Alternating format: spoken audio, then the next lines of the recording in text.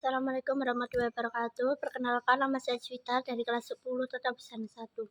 Di sini saya akan menjelaskan tentang mikro, makro, dan syariah.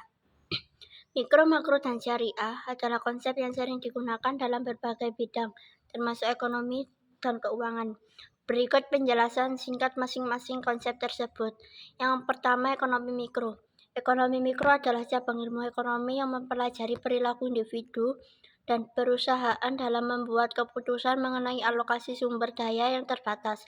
Fokus utamanya adalah pada mekanisme pasar yang menentukan harga barang dan jasa serta kuantitas yang diperdagangkan. Contoh, bagaimana permintaan dan penawaran mempengaruhi harga apel di pasar lokal. Selanjutnya, ekonomi makro. Ekonomi makro adalah cabang ilmu ekonomi yang mempelajari fenomena ekonomi secara keseluruhan, termasuk pengangguran, pertumbuhan ekonomi, dan kebijakan moneter dan fiskal.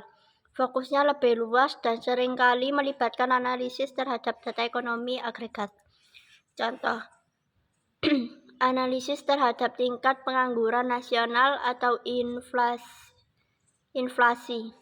Yang terakhir, ekonomi syariah. Ekonomi syariah atau ekonomi Islam dalam sistem ekonomi yang didasarkan pada ajaran dan prinsip-prinsip syariah atau hukum Islam.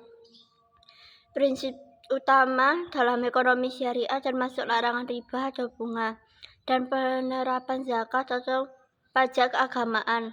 Contoh, bank syariah yang tidak mengenakan bunga pada pinjaman tetapi menggunakan sistem bagi hasil. Masing-masing konsep ini memiliki aplikasi dan implikasi yang berbeda dalam kebijakan dan praktik ekonomi. Ekonomi mikro dan makro adalah dasar dari analisis ekonomi konversial, sementara ekonomi syariah menawarkan pendekatan yang berbeda sesuai dengan nilai-nilai Islam. Sekian dari saya. Assalamualaikum warahmatullahi wabarakatuh.